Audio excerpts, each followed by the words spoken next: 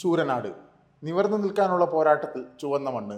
CPIM-ന്റെ സംസ്ഥാന സമ്മേളനത്തിന് 30 വർഷത്തിന് ശേഷം വീണ്ടും കൊല്ലം വേദിയാവുമ്പോൾ പതാക ഉയർത്തുന്നതിനുള്ള കൊടിമരം ശൂരനാട് നിന്നാണ് എത്തിയത്. കൊടിമരത്തെ സമ്മേളന നഗരിയിലേക്ക് യാത്രയക്കുന്നതിനു വേണ്ടി രക്തസാക്ഷി കുടുംബങ്ങൾ ഉൾപ്പെടെ നിരവധി പേർ സ്ഥലത്തെത്തി. അവരോടൊപ്പം ശൂരനാടെ പോലീസ് വാഴ്ചയ്ക്ക് പിന്നിൽ പ്രവർത്തിച്ച തെന്നല കുടുംബത്തിലെ നിലവിലെ ഒരംഗം ബിജുവും. ശൂരനാടെ സഖാക്കളെ തേടി പോലീസ് ഇറങ്ങിപ്പോയത് ബിജുവിന്റെ തറവാടിൽ നിന്നുമാണ്. പക്ഷേ തന്റെ മുൻ തലമുറക്കാരുടെ രാഷ്ട്രീയമല്ല അയാൾ പിന്തുടർന്നത്. CPIM-ന്റെ ഭാഗമായി പ്രവർത്തിക്കുന്ന ബിജു ഇന്ന് ബ്രാഞ്ച് സെക്രട്ടറിയാണ്. ശൂരനാട് സംഭവമായിട്ട് ബന്ധപ്പെട്ട് തറവാടിലാണ് ഞാൻ ജനിച്ചത്. എൻ്റെ അച്ഛൻ്റെ തറവാടാണ്, തെന്നല തറവാട്. അപ്പം അതൊരു കാർഷിക ജമ്മിയായിരുന്നു. അപ്പൂപ്പൻ അച്ഛൻ തെന്നല കേശവുള്ള കാർഷിക ജമ്മിയായിരുന്നു. അവിടുത്തെ ഒരു കാർഷിക വ്യവസ്ഥ വെച്ചിട്ട്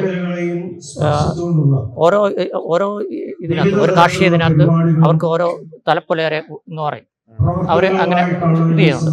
അവർ വഴിയാണ് ഈ കൃഷിയും കാര്യങ്ങളും ഒക്കെ ഓരോ കുടുംബത്തിനാണ് അവകാശം. അങ്ങനെ ഒരു 5 കുടുംബമുണ്ട് അവിടെ.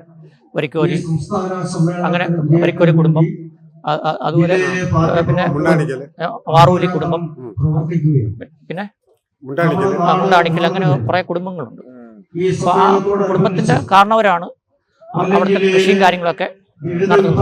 അപ്പൊ 360 ദിവസവും പണിയാണ്. അപ്പം ഈ സംഭവമായിട്ട് ബന്ധപ്പെട്ടിട്ട് അന്ന് അടൂരാണ് പോലീസ് സ്റ്റേഷൻ. അപ്പൊ അടൂരിൽ നിന്ന് പോലീസുകാർ വരുമ്പം അവർക്ക് ഭക്ഷണം അവിടെ ആയിരുന്നു. ഈ സംഭവത്തിന് ശേഷം സാമൂഹികമായിട്ട് ഒരുപാട് മാറ്റം ആ നാട്ടിൽ വന്നിട്ടുണ്ട്. കാർഷിക മേഖലയാണെങ്കിലും പിന്നെ സാമൂഹികമായിട്ടാണെങ്കിലും ഒരുപാട് മാറ്റങ്ങൾ ഇതുകൊണ്ടുണ്ടായിട്ടുണ്ട്. അതുപോലെ 2 വർഷം ശക്തി പ്രാപിക്കുകയും ചെയ്തു.